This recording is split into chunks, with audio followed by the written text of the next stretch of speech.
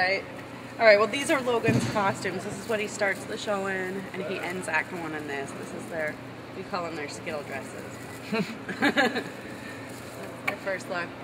Then we do a lot of quick changes in the wings. First, you'll see him in this. He goes into a little sailor outfit. And then, hopefully you won't see it, but underneath it, he's wearing this bikini, which he goes into for the next number, but the change is so quick that he has to wear it underneath. He underdresses it.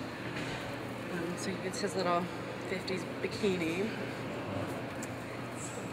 That's what we do in the quick change area. Then they do the rest of their changes back here, which is good. It just keeps them close depending on how close dressing rooms are. You guys have dressing rooms nearby, so it's not as hard as some places.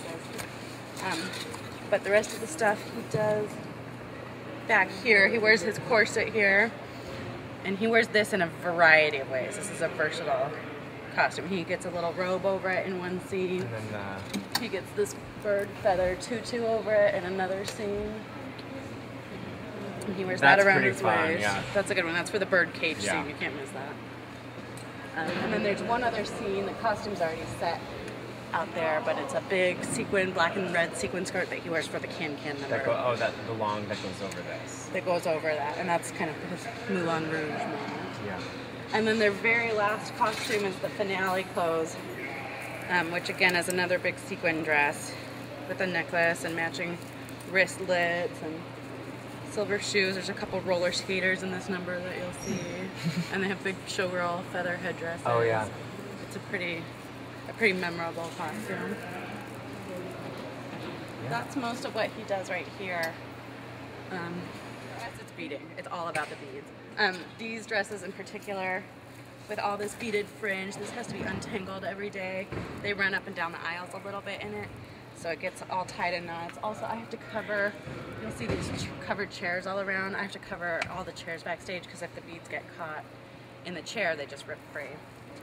They get stuck on the set too. We stand on these, this staircase, and we stand on the railing, the railing. like gilded railing. So it's gilded, and so we'll like be standing there, and we'll go to move, and it'll just be stuck, and you can try to get it out, but sometimes it just has to. You have to. And they have these big ostrich feather fans, and those catch it. I mean, there's a lot of ways for the beads to catch. So we spend a lot of time with these dresses. We spend a lot of time with these other beaded dresses as well.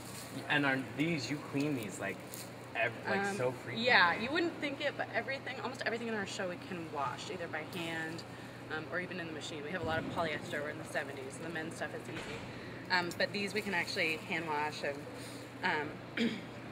and dry, and they come out really well. It's mostly just to get the makeup off, honestly, because they have to wear so much makeup, as you saw. And then the only other thing that's really high maintenance for us is these corsets. Again, you'll see, it's a very acrobatic, they do a lot of movement in these, and so occasionally this piece will snap, this busk it's called, will snap in half, and then it'll, You also have to replace this marabou all the time because it gets really like sweaty and yucky. Yeah, these are one of the few pieces we actually dry clean, but we're actually talking about replacing the marabou anytime now. Yeah.